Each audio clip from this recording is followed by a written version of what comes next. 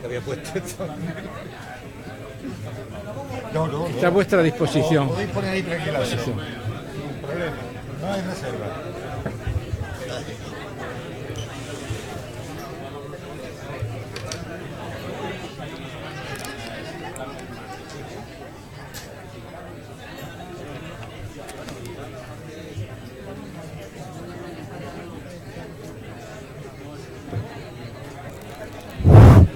Por favor, nos vamos sentando para poder empezar.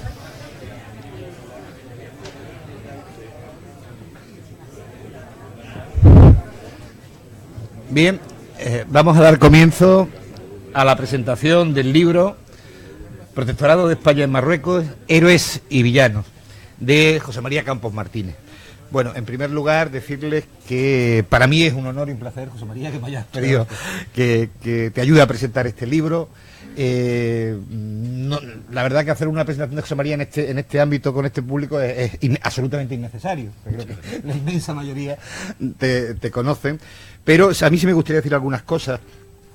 Primero que conozco esta faceta de José María porque la hemos compartido durante muchos años, compartimos la pasión por la historia de Ceuta, por la historia del protectorado. Hemos trabajado conjuntamente en muchas ocasiones en estos temas y José María es un verdadero apasionado de este tema. Tiene, es verdad, dos grandes campos de escritura, ¿no? Dos grandes campos de trabajo, ¿no? Uno es su pasión por Ceuta, por su desarrollo, por su porvenir, por su futuro, que se ha plasmado en una serie de libros, yo creo que ya son 4, si no recuerdo mal, Soluciones y problemas, Ceuta, soluciones y problemas, Ceuta en su laberinto, no me acuerdo todos los títulos. El que más cuadra, Predicando en el desierto. Predicando en el desierto, efectivamente. Y otro más, se me olvida otro más, pero bueno, ya mi memoria empieza a fallar. Yo era una persona con mucha memoria, pero ya empieza a fallarme. Y en ese sentido, eso es una parte de su dedicación, un tema que él conoce bien, que además ha trabajado, porque ha sido, primero, un importante empresario de esta ciudad, y no solo un importante empresario, sino un importante dirigente empresarial. Fue presidente, o no me acuerdo cómo se llama el cargo ahora, de la Confederación de Empresarios, y por supuesto también de la Cámara de Comercio, donde hizo una labor importante en un terreno que que había sido baldío o abandonado, que era el del estudio estratégico, el de la planificación, el de al menos contar con un mínimo de datos que nos permitiera actuar sobre una realidad que desconocíamos. Buena parte de esa planificación estratégica tuvo que ver con el nacimiento luego del Consejo Económico y Social, que creo que hizo un buen trabajo en ese sentido, de conocer la realidad, pero desgraciadamente no ha habido continuidad, y en fin, pues las cosas ya las has contado tú en muchos de tus libros, el porqué y cómo suceden las cosas, ¿no? En ese sentido, hoy estamos con su otra pasión, donde tiene un libro, un primer libro central, que es el libro sobre Abdelkrim, y el protectorado, un libro que además se ha reeditado ya, no sé si en 2 ocasiones. Y hoy nos trae este otro libro, que es un libro en cierto sentido distinto. Es un libro, el que él mismo lo dice, que quiere contar las historias humanas, que quiere contar esa parte de la historia que a veces no se cuenta, que los historiadores más sesudos, más sistemáticos, enfocan de otra manera, y él ha cogido una serie de puntos, de momentos, de situaciones de la historia de los españoles en el protectorado, los españoles y de los marroquíes, por supuesto, en el protectorado, en el que él ha intentado ahondar en cada una de esas historias, de esos acontecimientos concretos, ¿no? Pues se trata, hay un campo muy amplio de temas, desde los cuerpos especiales, los regulares, la Legión, la herida de Franco, recuerdo ahora, varios dedicados a Anual y a sus sucesos, con diversos sucesos, no solo militares, sino humanos, etcétera, y en general, bueno, pues a otro tipo de situaciones del protectorado, ¿no? En ese sentido, pues yo creo que el libro, él tiene una gran virtud, ¿no? Que es muy ameno cuando escribe. Yo he leído el libro, lo he leído entre ayer y hoy, lo he podido leer casi en su integridad, y me parece un libro muy suelto, muy ameno, muy entretenido, de una muy fácil lectura en ese sentido, ¿no? Aparte de que está rigurosamente construido con los datos que has traído desde su larguísima experiencia y conocimiento del tema. Yo creo que ha leído prácticamente todo lo que se ha editado, ha trabajado también en archivos, etcétera, sobre la materia, y en ese sentido, pues un libro sin duda importante en ese sentido. Pues yo nada más, no quiero extenderme mucho más, decirte que para mí ha sido un honor y un placer poder presentar contigo este libro. Muy bien, pues muchas gracias. Muchas gracias, José Antonio, por la presentación, que es la presentación de un amigo. Sí.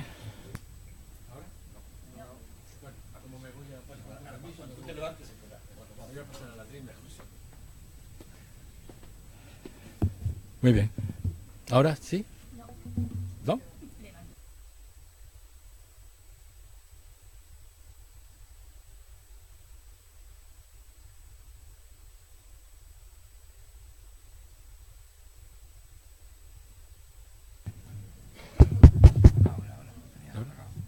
¿Ahora? Sí. Muy bien. Bueno, pues entonces, ahora se oye, ¿no? Enrique.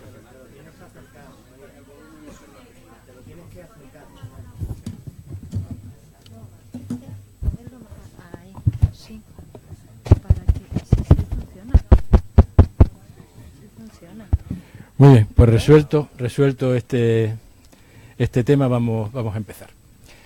Sí, como decía José Antonio, este libro no pretende, como el de Abdelkrim y el Protectorado, contar las historias que todos podemos leer en otros sitios sobre las campañas, sobre todo, que tuvieron lugar y sus personajes, sino que en este libro he procurado profundizar en historias que quizá se quedaron misteriosamente suspendidas en el anterior y que estaban faltas de que pudiera yo completar la información que existía sobre ellos, ¿no?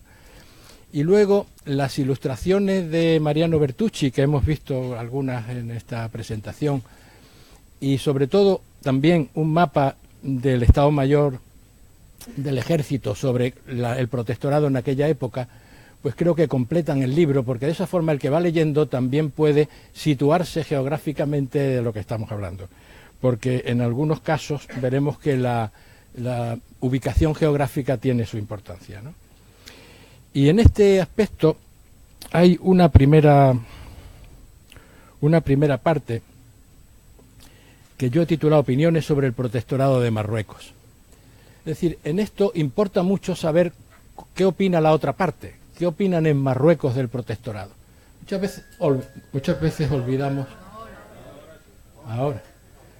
veces olvidamos lo que opinan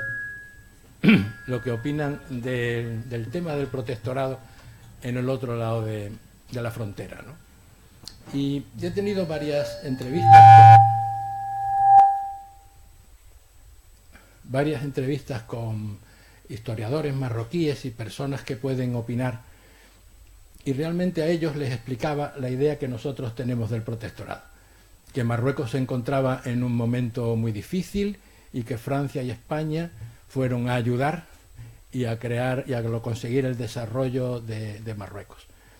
Ellos opinan de otra forma y creo que vale la pena conocerlo, por eso lo explico en este capítulo, ¿no? Ellos opinan que Marruecos era un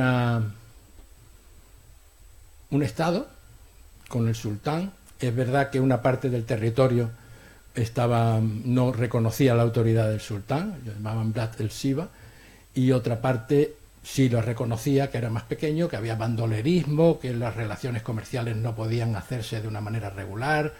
Todo esto es verdad. Pero luego dicen que Marruecos se vio invadida, dicen ellos, por Francia y por España, incluso antes de 1912, hubo varias campañas en el Rif, concretamente antes de 1912, y secuestraron al sultán, y por tanto la situación no era como nosotros la vemos. Ellos incluso hacían un paralelismo con nuestra guerra de independencia, con la ocupación por Napoleón de España y con la lucha del pueblo español contra los invasores, el secuestro del rey de España. Es decir, hacían un paralelismo con eso, que bueno, se ve que el tema tiene dos interpretaciones, ¿no?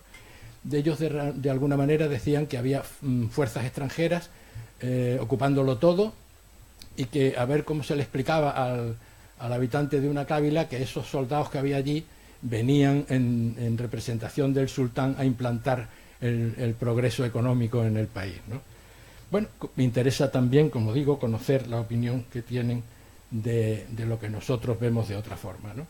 El protectorado, en definitiva, se instauró en 1912, el 30 de marzo de 1912 fue el tratado por el que se instauró el protectorado, y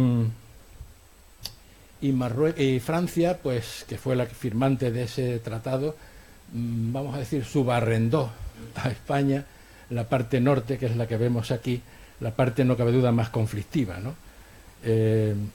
España nombró un jalifa en la zona norte y ya funcionó, pues digamos que de una forma independiente y a veces enfrentada con la zona sur, ¿no? De manera que esa fue otra de las características, que no solamente Francia se hizo cargo del país, decían ellos, sino que además se permitió ceder una parte del territorio a España, en gran parte por presión de Gran Bretaña, que no quería tener a Francia en el estrecho de Gibraltar y prefería a una potencia menor como era España en esos momentos, ¿no? Aquí vemos al general Alfau recibiendo las llaves de Tetuán. Este cuadro es magnífico, está en una colección particular y nos costó mucho trabajo también encontrarlo.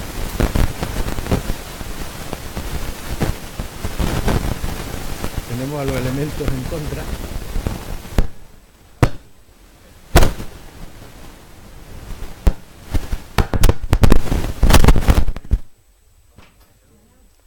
Sí, vale. Ahora muy bien. Bueno, pues digo que este cuadro nos costó mucho trabajo encontrarlo, está en una colección particular junto con otros muchos, y bueno, es realmente magnífico porque representa eso, al general Alfau cuando se hace cargo de la ciudad de Tetuán. Bien, y hay un pasaje dedicado a los regulares en Marruecos porque creo que fue una parte importante de la historia. Los regulares, en aquel año de 1911, España recibía continuamente muertos desde Marruecos. Estábamos en una de esas campañas, poco antes había sido la Semana Trágica, es decir, España estaba un poco cansada de la guerra en Marruecos y todavía no se había instaurado el protectorado. Y entonces se copió el sistema de Francia, concretamente, y de otros países europeos que tenían fuerzas indígenas, ¿no?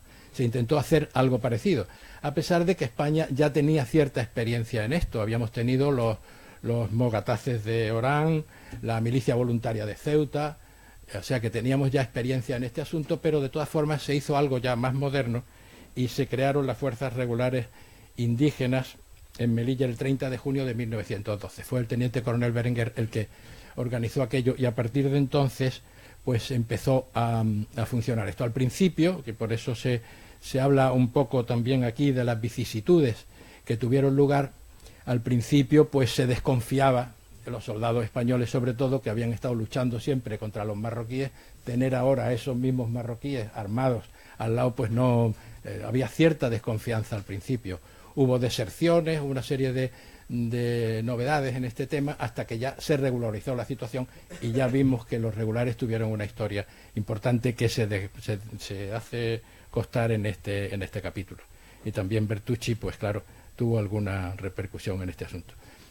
Esbozo esto solamente porque la historia de los regulares ya se explica con detalle en el capítulo correspondiente, ¿no?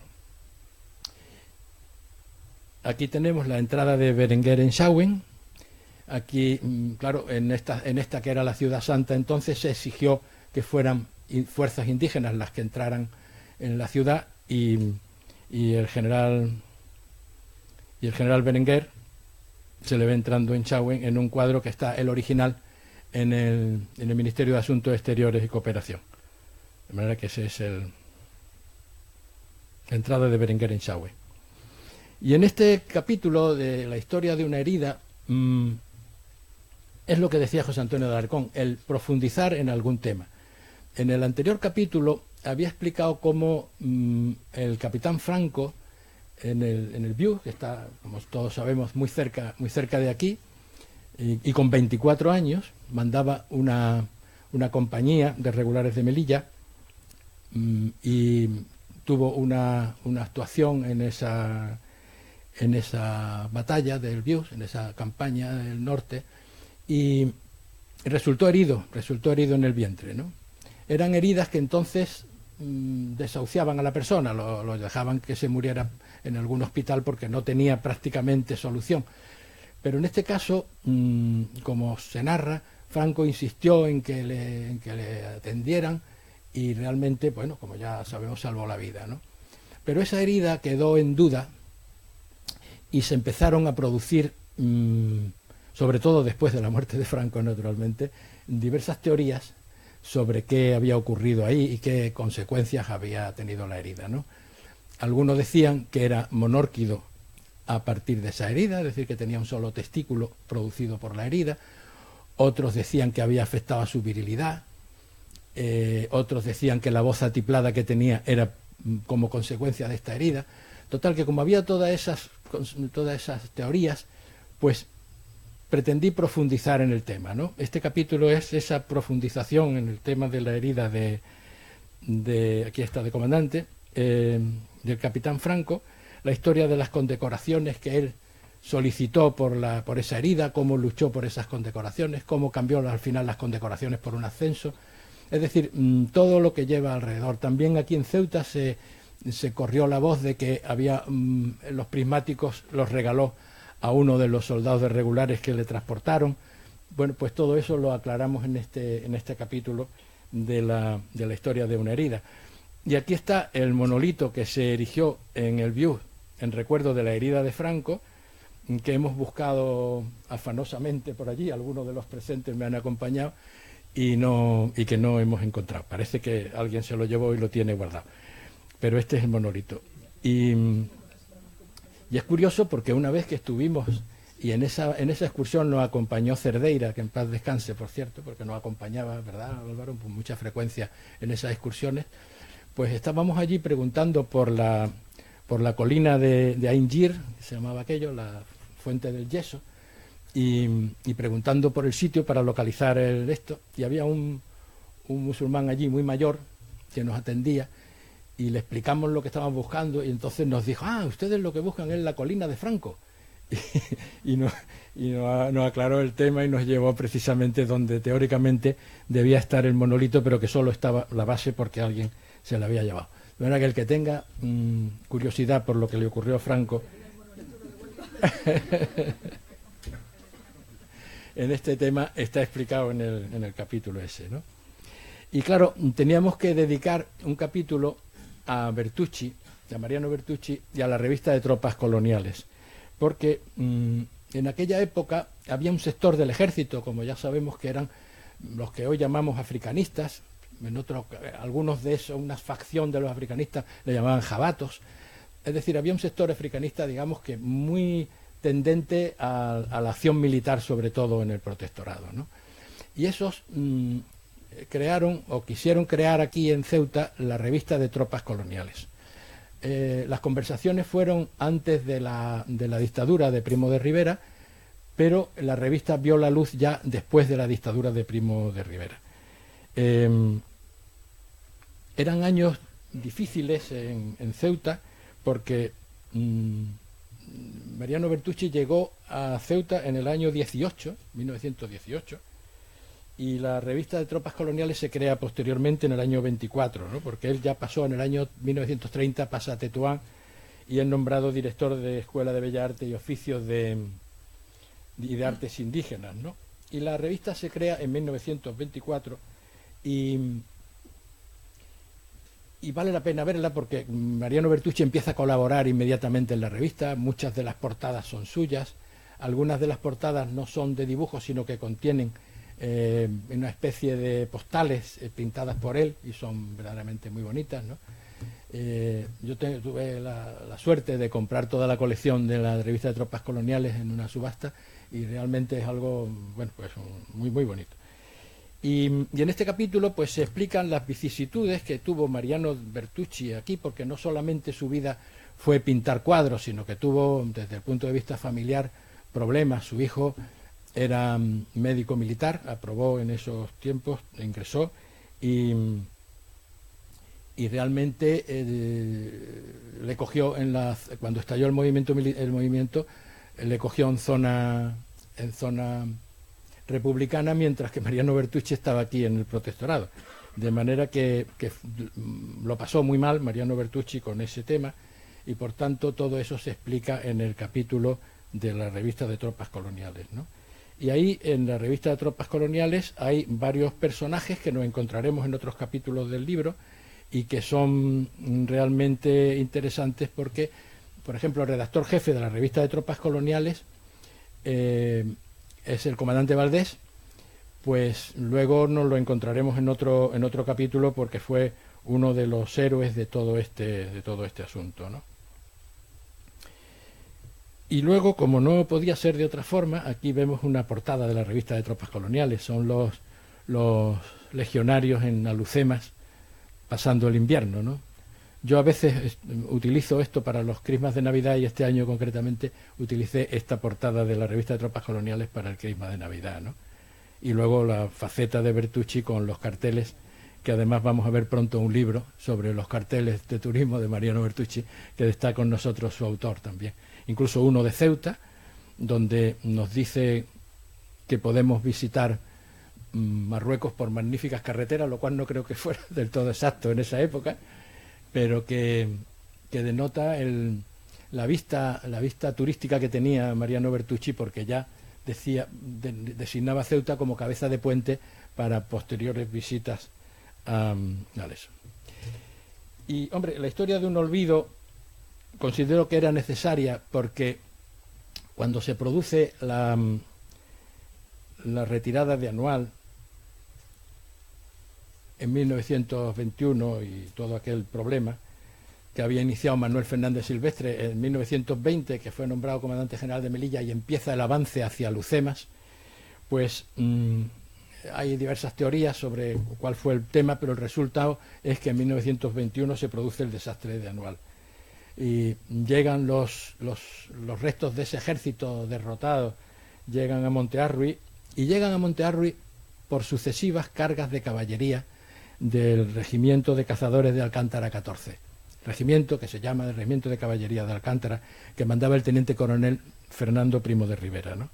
En este capítulo se describen las acciones que hizo ese regimiento, cargando una y otra vez, protegiendo a los heridos que se retiraban hacia Montearruy, como fue realmente heroico. Fernando Primo de Rivera recibió la laureada, pero no la recibió el regimiento, que es realmente el que se había inmolado realmente. Las últimas cargas que dieron fueron al paso, es decir, sin fuerza, pero que consiguieron de esa manera que todas las fuerzas, o bueno, una gran parte de las fuerzas, se retiraran a Montearruy. Y ese sacrificio además fue inútil, porque ya sabemos que los 3.000 aproximadamente de Montearruy fueron asesinados cuando se rindieron a los rifeños, ¿no? Pero bueno, en este capítulo se explican todas las acciones que hizo ese regimiento por salvar a los que quedaban, como el teniente coronel Primo de Rivera recibió la Cruz Helada de San Fernando y estaba pendiente de que se le diera al regimiento. Y bueno, tuvimos la satisfacción de que nada menos que el 1 de junio de 2012, 81 años después de esta acción, recibió la Cruz Laureada de San Fernando el regimiento, con grandes críticas por ciertos sectores, pero bueno, esto está en la historia ya y recibió por fin la Cruz Laureada. Por eso se llama Historia de un olvido. Pero el capítulo nos cuenta con detalle cuáles son las acciones. Este cuadro de Mariano Bertucci, que se llama La carga, y el mare magnum que supone una carga de caballería cuando toma contacto, pues se refiere a otra carga, a la carga de Cavalcanti, años antes, y estaba en el Museo del Ejército. Fui allí con mi mujer, que está aquí presente, intenté fotografiarlo, no me dejaron, pero ocurrió lo que sucede muchas veces con los que somos de Ceuta, que en cuanto pregunté por el responsable del museo, que era un general de brigada, y le dije que venía de Ceuta, se abrieron todas las puertas, me mandó al fotógrafo del museo, me lo fotografiaron y tal, y ya lo tenemos precisamente ese cuadro para ver lo que es una carga de caballería, porque lo explica realmente muy bien, ¿no? Y aquí tenemos los restos del regimiento cuando se recuperó el terreno y volvieron las fuerzas y se encontraron los cadáveres de los caballos, de los soldados, perfectamente en situación, porque estaban formados incluso en formación, ¿no? Porque habían muerto de esa forma, ¿no? Ahí vemos la columna que los encontró al fondo. Esta foto es muy conocida, pero es muy, muy interesante, ¿no? Y luego en el tema de la Legión, pues en Ceuta es suficientemente conocido, no cabe duda, y no obstante me he parado un poco en detalles anecdóticos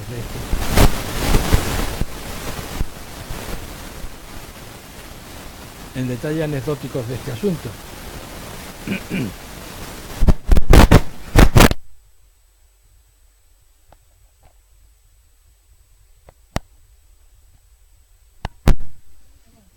Sí, porque en 1918, que ya lo hemos visto antes que ocurría, se inaugura el tren de Ceuta a Tetuán, por ejemplo.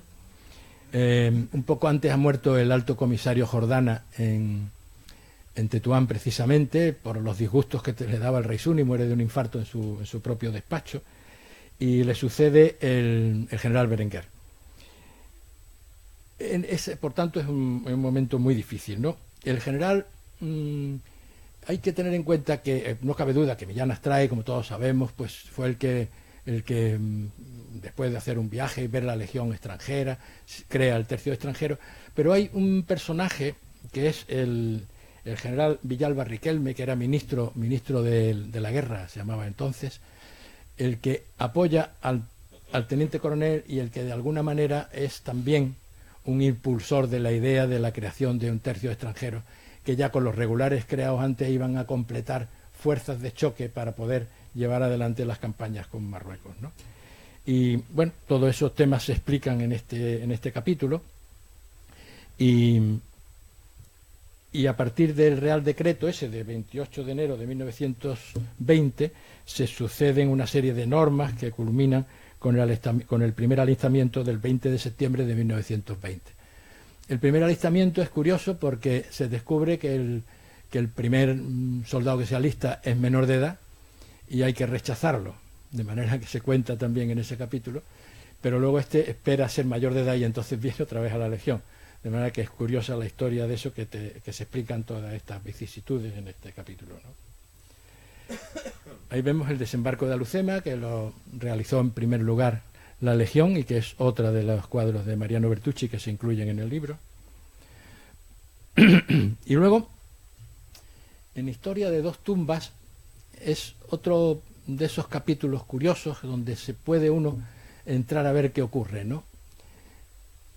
Aquí, en Regulares, llegó un momento en que trató de unificar todos los caídos de Regulares en un mausoleo que vemos en el cementerio de Ceuta, y que es realmente muy bonito, ahora lo veremos aquí.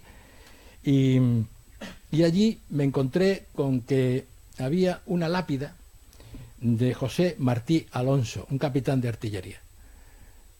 entonces inmediatamente se me encendió la luz porque José Martí Alonso había estado en la revista de Tropas Coloniales, era el director artístico de la revista de Tropas Coloniales. Los compañeros le llamaban Pintamonas, porque era muy aficionado también al dibujo, y sabía que era el íntimo amigo del comandante Valdés, que fue redactor jefe de la revista de Tropas Coloniales y cuya tumba había visto en el cementerio militar de Tetuán. Por tanto, empecé a estudiar, a unir estas dos figuras, ¿no? El principal de ellos, digamos, que era el comandante Valdés, que estaba enterrado en Tetuán, y que era, bueno, pues tenía la laureada de San Fernando, era un militar africanista por excelencia, pasó por regulares, por la policía indígena, pasó por la Legión y llevaba una carrera ascendente. Y cuando estaba en esa carrera ascendente, Franco lo llamó para que se hiciera cargo de la representación de la Legión en Ceuta. Este es Martí Alonso. Y bueno, el comandante Valdés obedeció y se hizo cargo de la representación de la Legión, y en esa época se crea la revista de Tropas Coloniales. Pero este era un hombre de combate, no estaba a gusto en Ceuta, aunque aquí estuvo con su familia, quizás desde el punto de vista familiar fue la época más feliz, pero él quería volver al frente. Y Franco no le dejaba. Ahí se explica no el enfrentamiento, pero bueno, los problemas que tuvieron Valdés y Franco, que no le dejaba volver al frente. Entonces Valdés, como tenía la laureada de San Fernando, se dirigió directamente al alto comisario, le pidió un destino en primera línea y se lo concedieron. Pero, claro, le concedieron el mando de una jarca. La jarca, como sabemos, es una tropa irregular que se creaba para una determinada acción o para unas acciones. Obedecían a su jefe natural, al jefe de la cábila, o generalmente donde procedía la jarca, y por tanto el militar español que estaba allí como asesor y como jefe europeo, por decirlo así, de la jarca, pues tenía una dependencia de ese jefe. Era una organización difícil de manejar. Y se le mandó a una misión prácticamente suicida. Allí murió Martí. Valdés, que intentó ayudarlo, murió también allí. Bueno, lo hirieron de muerte y murió posteriormente en el hospital. Y se cuenta en este capítulo toda la historia de todo ese tema, ¿no? Que terminó por una cosa muy curiosa, que es que el hijo del comandante Valdés fue general Valdés, visitó el cementerio de Tetuán y se encontró que estaba totalmente abandonado. Yo tengo fotos espeluznantes del cementerio de Tetuán, el cementerio militar de Tetuán, como estaba, ¿no? Estaban lápidas robadas, bueno, tremendo. Y el general que fue a ver la tumba de su hijo, se fue a Madrid indignado y consiguió que se librara una cantidad y se arregló el cementerio de Tetuán, y a partir de entonces, no es que esté perfecto, pero vamos, está bastante mejor. Y esta es la historia de dos tumbas, como decía, y este es el mausoleo de regulares en el cementerio de Ceuta, que es realmente muy, muy bonito, y donde apareció la lápida que me decía yo. Y en este capítulo hay varios protagonistas que están aquí con nosotros esta tarde, porque después de hablar de todo esto de Anual, de Montearro y de todo eso, faltaba ir allí y verlo, ¿no? Yo había estado varias veces ya, pero había una serie de personas aquí interesadas en visitar esos lugares, y organizamos un viaje y nos fuimos a visitar todo aquello, ¿no? Los antiguos territorios de la República del Rif. Esta es la bandera de Abdelkrim, de la República del Rif, y nos fuimos a visitar todo aquello, ¿no? Estuvimos en un viaje memorable, estuvimos en Igueriben, estuvimos en Sidi Idris, estuvimos en Monte Arruiz, estuvimos en Anual. Esta es la lápida, el monumento que tiene hecho Marruecos, contando una historia completamente distinta de la real, pero vamos, el monumento es en la zona aquella. Y pudimos visitar cada uno de ellos, y además fue un magnífico viaje que puede servir también de orientación a cualquiera que quiera posteriormente visitar toda aquella zona, ¿no? Y además se nos unió también una persona que venía de Alicante, que había tenido un familiar en estos territorios, y pudimos de esa forma unirnos todos y visitar esta zona, que fue realmente muy bonita. Un viaje fantástico. Y ya digo, hay varios aquí entre nosotros, hay algunos protagonistas de todo aquello, ¿no? Y bueno, el libro se llama Héroes y Villanos, por tanto, esta mañana en una entrevista me decían que yo clasificara cuál eran los héroes y cuál eran los villanos. Y yo digo que no, que cada uno puede clasificarlos como quiera, ¿no? Pero bueno, aquí hay un mentiroso, un falso héroe de Anual, le llamo yo al capítulo. El protagonista es el cabo Jesús Arenzana, que lo tenemos aquí en una fotografía.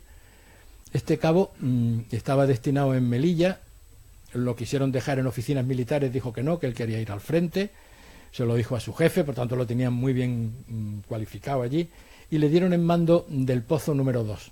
El pozo número 2 estaba en la ruta de Anual, y lo que hacían en el pozo número 2 es sacar agua con un motor y abastecer no solo a las tropas, sino también a los de las cávilas cercanas le facilitaban agua. Por tanto, tenían una llave de negociación con todas las cávilas que tenía alrededor.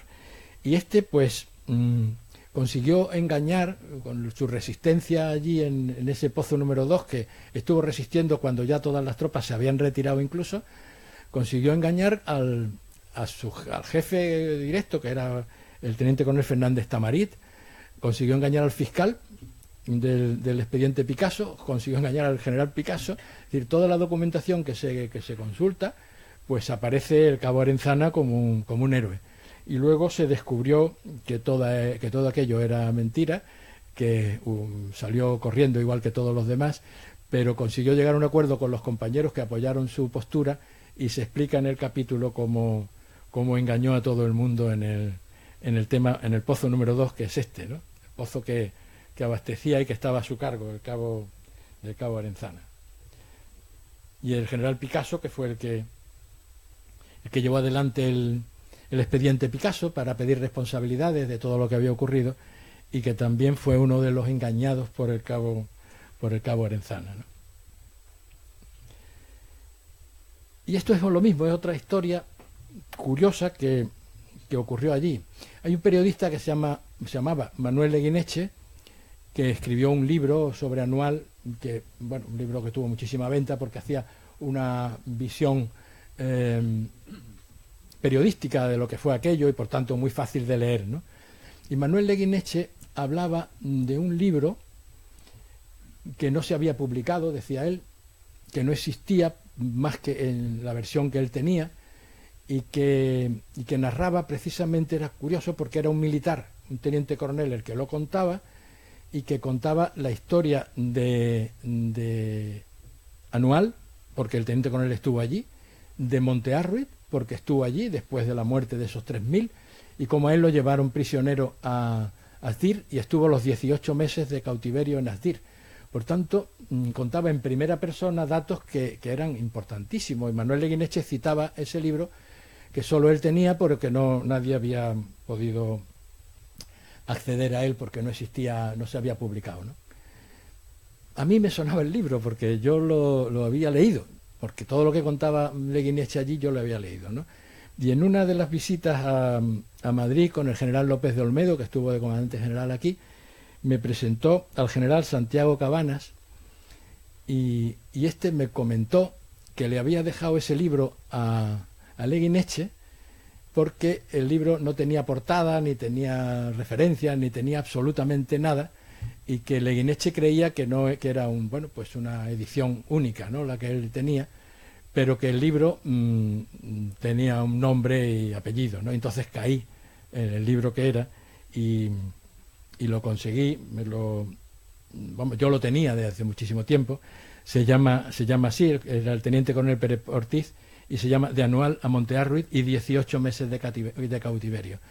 Entonces, tuve el libro, ya lo vi, que era el libro ese, y se explica la historia de ese libro, cómo cuenta Pérez Ortiz todo lo que le ocurrió, y es realmente muy interesante. Pero lo curioso es que con posterioridad, otro amigo que está aquí también presente con nosotros me dijo que había salido una segunda edición de ese libro.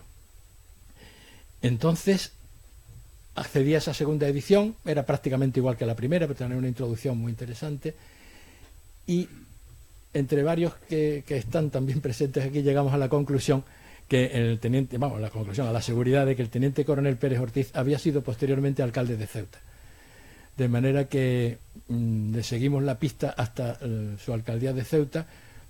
Vivió hasta los 92 años, tuvo una tragedia con su hijo aquí en Ceuta cuando estalló la guerra civil, y todo eso lo contamos en el capítulo este porque es otra historia muy personal y muy entrañable, digamos así, ¿no? Y bueno, seguimos con los héroes y villanos, ¿no? Y aquí en el asesinato en Loma Roja nos encontramos con que en aquel momento la guerra no se ganaba con Abdelkrim y no había esperanzas de ganarla. Era una situación muy difícil. Y además Abdelkrim tenía una llave que eran los prisioneros en Astir. De manera que España estaba realmente desilusionada con aquel tema, ¿no? Y entonces existía un personaje que era Driss Ben Said, que era amigo y compañero de Abdelkrim. Había estudiado con él y había mantenido la amistad durante algún tiempo. Y además daba la casualidad que ese Driss Ben Said era empleado de un industrial español que era Horacio Echevarrieta. Por tanto, el gobierno español dijo, bueno, pues aquí tenemos una oportunidad de negociar con Abdelkrim, sobre todo el rescate de los prisioneros, ¿no? Porque había una campaña en toda España, como podéis figurar, todas las familiares de los prisioneros pidiendo que se hicieran las gestiones para que pudieran volver con sus familias, ¿no? Entonces le pidieron a Horacio Echevarrieta que interviniera. Horacio Echevarrieta, para el que no lo sepa, fundó el periódico El Liberal en España, participó en la fundación de la Unión Radio, que hoy día es la SER, creó con otros la Aerolínea Iberia,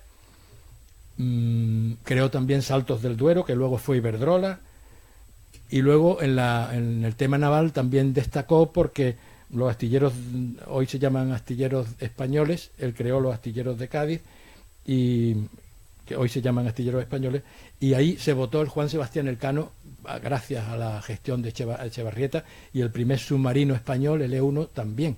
De manera que Horacio Echevarrieta era una persona, pues era un millonario y además un industrial, un empresario de éxito, ¿no? Como tenía una mina aquí en Marruecos, intentaba entrar en el negocio de la minería, pues tenía a este personaje, a Driss Ben Said, como ayudante, ¿no? Y utilizando a Driss Ben Said consiguieron llegar a un acuerdo para liberar a los prisioneros, ¿no? Esto cayó como muy mal con los militares africanistas, que no querían negociación, que entendían que cualquier rescate que se le pagara a Abdelkrim se iba a emplear en comprar armas y que por tanto iba a prolongar la guerra, y que era mejor que los prisioneros continuaran siendo prisioneros si era a costa de pagar un rescate, ¿no? Consiguió liberar a los prisioneros, todos volvieron a sus casas, y entonces el gobierno, pues que estaba muy satisfecho de la labor que había hecho Horacio Echevarrieta y Abdelkrim, le encargaron que continuara las negociaciones para ver si se conseguía llegar a un tratado de paz. Aquello ya exasperó completamente al sector más integrista, por llamarlo así, de los militares africanistas, y lo que ocurrió fue que en una reunión donde estaban inaugurando una posición y él, Driss Ben Said, rodeado de militares españoles, un francotirador le disparó un tiro y lo mató. Lo hirió de muerte y murió después en el hospital, ¿no? Esta es la infrahistoria del asesinato y cómo pues se urdió todo aquello y cómo se resolvió el tema ese, ¿no? De manera que tenemos aquí la fotografía de Driss Ben Said y la fotografía de Horacio Echevarrieta, que no solamente permitió que se utilizara a Driss Ben Said en las negociaciones, sino que además estuvo él en la entrega de los prisioneros de Anual, de Monte Arruit, estuvo presente Driss Ben Said también, ¿no? Y hay una historia muy triste, que es la violación de Carmen Úbeda. Claro, entre esos prisioneros había mujeres, porque en el ataque de Abdelkrim hacia Melilla, que no se tomó pues casi de milagro, pues se tomaron también muchos civiles. Había cantineras en el ejército y había sobre todo los que vivían en las minas, personal civil que había en las minas, ¿no? Y todo eso se lo llevaron prisioneros a Asdir, ¿no? Y por tanto ahí hubo mujeres que estuvieron prisioneras, y esto se ha tratado poco en la historia del tema. Se ha hablado de que estuvo el general Navarro, todo eso y tal. Pero claro, estas mujeres que vivían con sus maridos e hijos en las minas y que se los llevaron al marido, a los hijos y a las mujeres allí, pues es una historia que se cuenta en este capítulo. Es una historia llena de vejaciones, y entre ellas la de esta chica, de Carmen Úbeda, que tenía 18 años cuando esto ocurrió. Sus padres la habían mandado con una tía suya a San Juan de las Minas para que estuviera lejos de Melilla, donde tenía un novio incipiente, y la familia, bueno, en aquellos tiempos no querían que siguiera con ese novio, y la mandaron a que viviera con su tía en la mina, que estaba muy bien organizada, ¿no? Pero claro, con tan mala suerte que fue prisionera imaginemos una mujer, era muy guapa, de 18 años, que cae en un sitio de esto, y lo pasó realmente mal con todas las mujeres que había allí, ¿no? Y se cuenta esta historia de las mujeres prisioneras de Abdelkrim, que también es una historia muy poco conocida.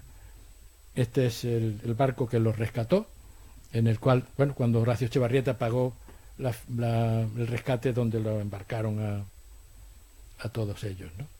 ¿Y cómo pasaban las Navidades los prisioneros allí? Pues se explica también cosas que normalmente tampoco se cuentan, y cómo estos hombres pues le mandaban desde el peñón de Alucemas, que estaba enfrente, les mandaban alimentos que nunca llegaban a él, cómo pedían que todos los alimentos tuvieran cerdo para que de esa forma no hubiera requisas de esos alimentos, y cómo tuvieron que pasar las Navidades, bueno, pues entre ellos, y cuentan pues cómo fue todo aquello, ¿no?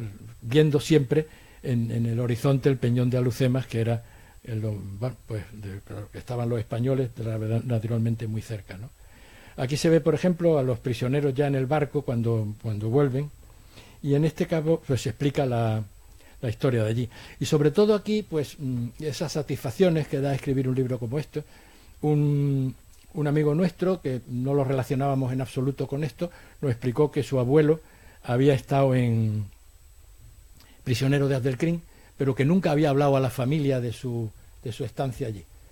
Nos dijo el nombre, apellidos, lo busqué en todos los archivos, lo busqué por todas partes, y encontré al cabo Sola, que se llamaba, y tenía una historia detrás que la familia pues naturalmente le emocionó. El cabo Sola era de artillería, y Abdelkrim le pidió que formara a los rifeños en el uso de la artillería.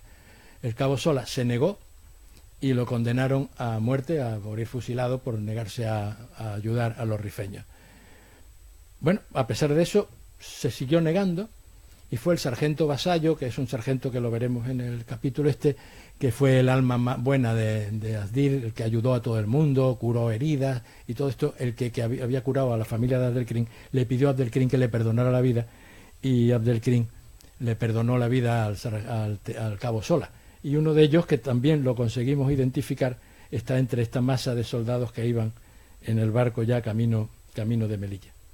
Gracias a Horacio Echevarrieta, que aquí lo vemos, que bajó a la playa e incluso se quedó algún tiempo de rehén allí, unas horas, porque faltaban algunos prisioneros que querían, aparte de los 4 millones, y un barco tuvo que salir hacia Ceuta rápidamente, una patrullera, a traer a esos que faltaban allí. Y mientras se quedó Horacio Echevarrieta, que se le ve muy tranquilo naturalmente al lado de Abdelkrim, ¿no?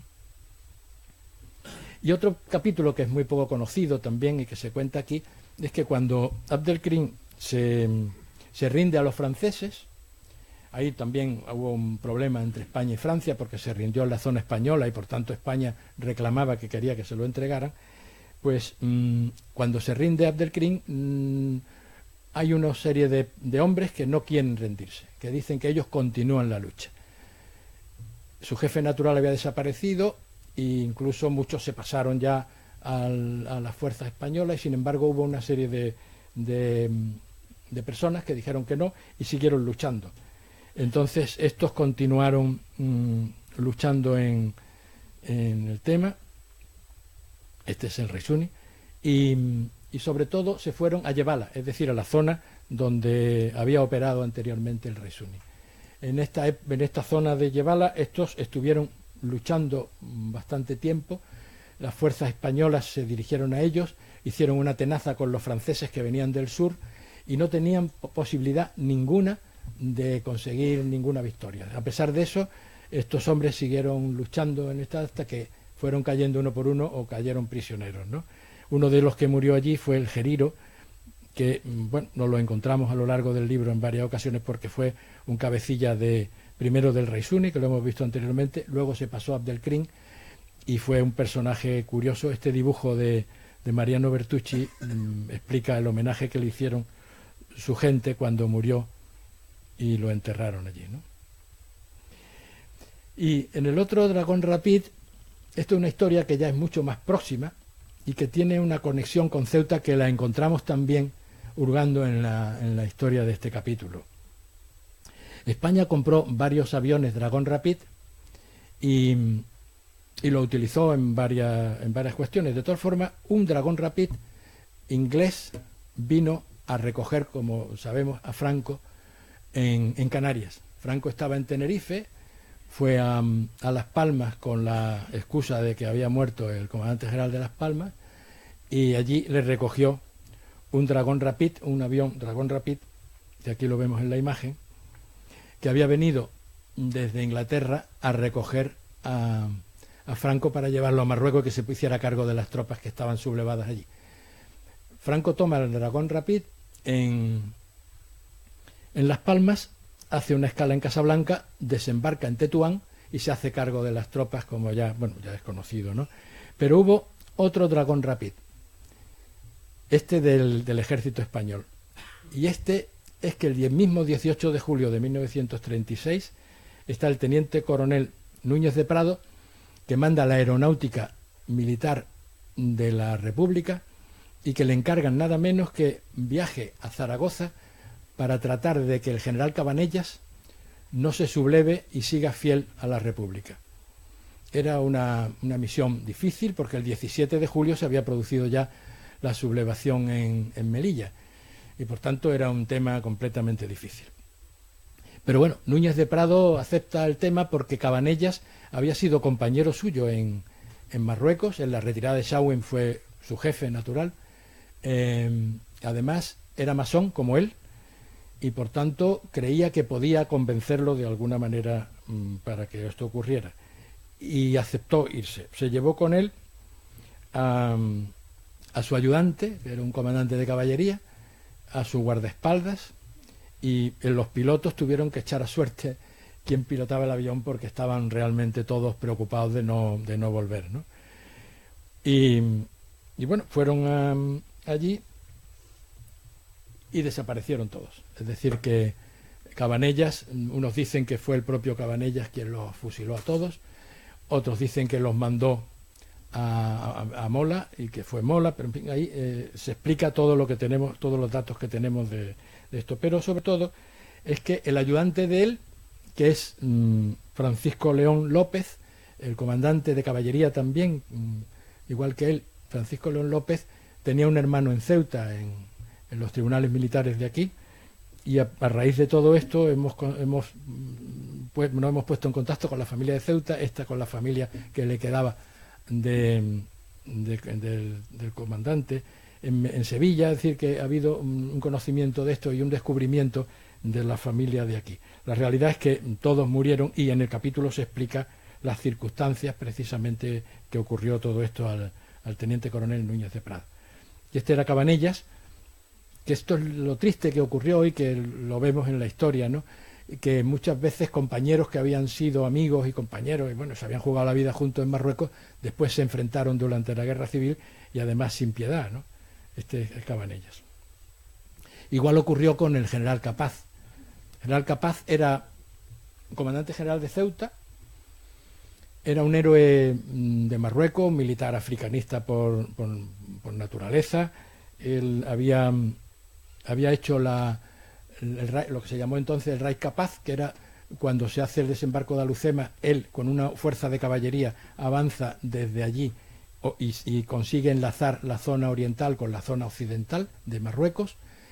Fue una acción que se estudia, en el otro libro se estudia con más detenimiento y aquí con menos, pero que fue muy interesante porque él avanzaba con una fuerza de caballería, llevaba la protección de la aviación que iba protegiéndole y unos barcos que iban navegando a lo largo de la costa, transmitiendo los mensajes incluso y protegiéndole también desde la costa. De manera que fue una acción combinada nueva en ese momento y que la protagonizó el general Capaz. Él llegó a Watlau y de Watlau subió a Chauvin y ocupó Chauvin, de manera que era una persona fue el que ocupó Sidifni también, fue el que ocupó Ifni, de que estaba abandonada, o sea que era un personaje de mucho prestigio, ¿no?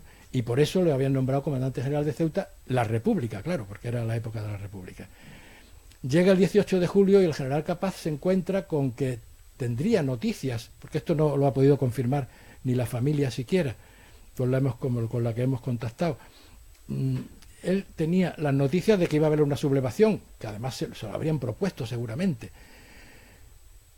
Y por otro lado, a lo mejor quería seguir fiel a la República. No sabemos qué pensaba en ese momento el general Capaz. Lo cierto es que pidió una baja por enfermedad.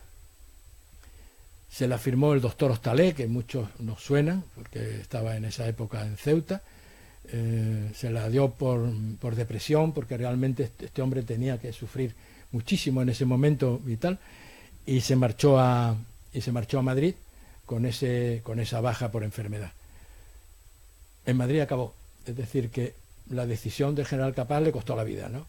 Y se explica cómo este hombre llegó a Madrid, qué le ocurrió en Madrid, todas las dudas que tuvo y cuál fue su fin en Madrid en aquella. Ese es el rey Capaz que vemos que llega desde una zona del protectorado a la otra, ¿no? De manera que es una historia triste, pero que vale la pena profundizar en ella, ¿no?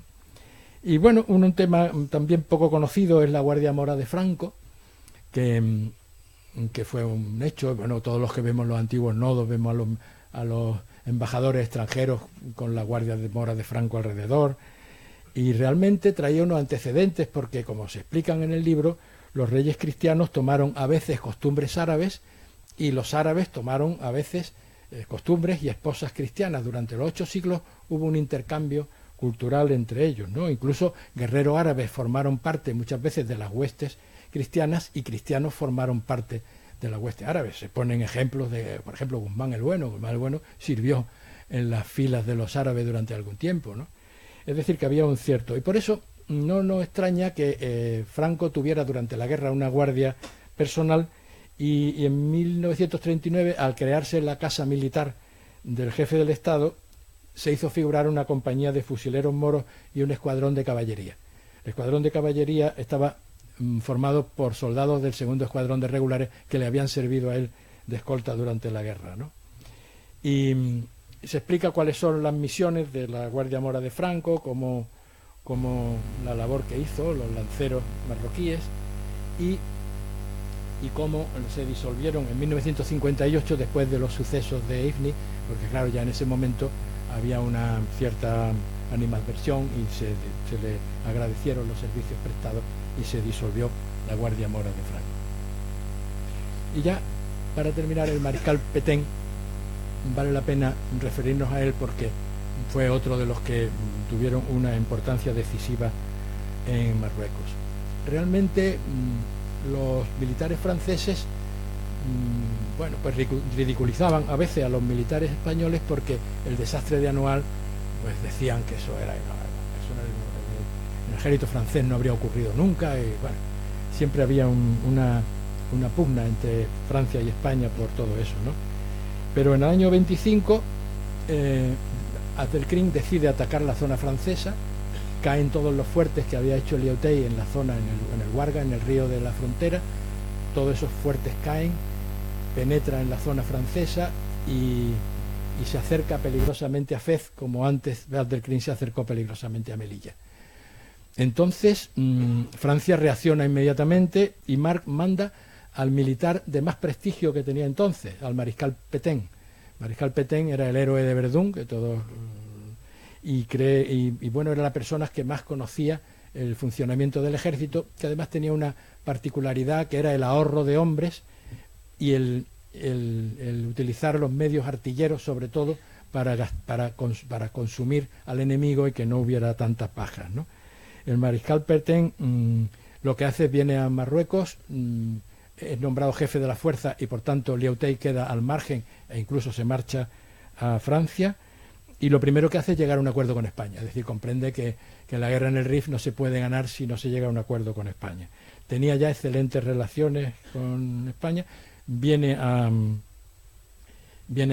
Ceuta, vino a Ceuta, estuvo con Franco y llega a un acuerdo, y entonces, claro, nos apoyan en el desembarco de Alhucemas e inmediatamente la guerra cambia de signo, porque ya era una superioridad asombrosa que conduce naturalmente a la rendición de Abdelkrim, ¿no?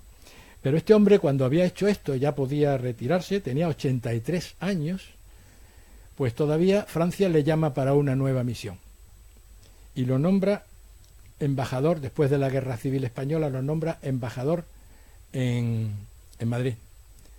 Era un momento muy difícil porque Francia no había colaborado naturalmente al 100% con España y por tanto existía una cierta animadversión, y como este hombre se llevaba bien con las autoridades españolas, pues deciden nombrarlo embajador. Lo nombran embajador en Madrid y le piden ese otro servicio. Este hombre llega a Madrid, se explica todo en este capítulo. Franco lo hace esperar antes de recibirlo, no por Pétain, con quien tenía excelentes relaciones, sino por humillar, entre comillas, a Francia. Y bueno, Pétain interviene en esta nueva labor que le encargan con 83 años. Pero es que cuando está de embajador en Francia, estalla la Segunda Guerra Mundial, los alemanes entran en Francia y Francia se ve en otro momento muy difícil. Y el presidente Lebrun lo vuelve a llamar.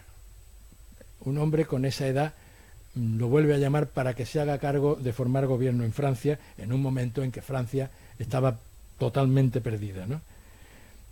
Bueno, pues en este capítulo vemos cómo Pétain aceptó, vemos cuál fue su vida privada, con el amor de su vida y cómo evolucionó esa historia de amor. Y realmente pues se hizo cargo de eso. Luego se le acusó de pronazi, naturalmente, y fue juzgado y murió con 95 años en prisión, ¿no? Bien, pues toda esa historia de este hombre que bueno, pues depende de quién se le pregunte, lo consideran una u otra cosa, pues se cuenta también en este capítulo, ¿no? Y bien, y yo como conclusión de todo esto,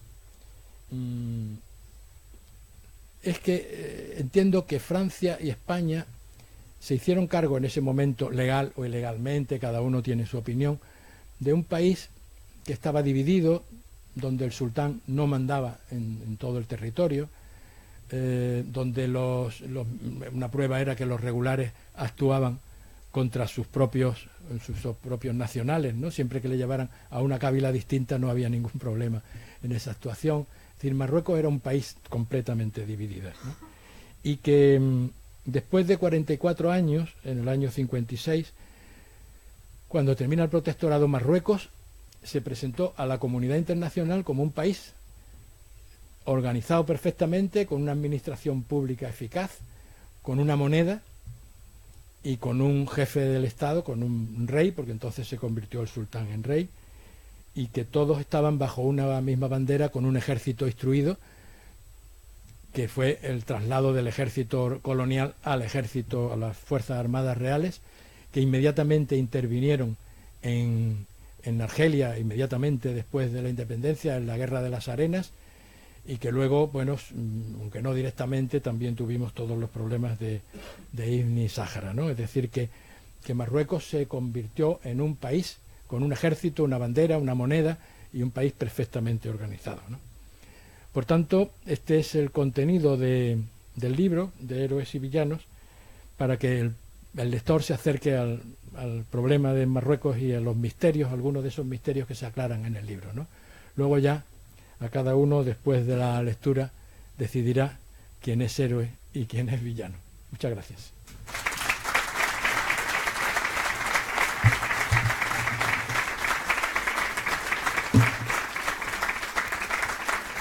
Si hay alguna... Muchas gracias. Muchas gracias. Si hay alguna pregunta, pues encantado de contestarla. Sí.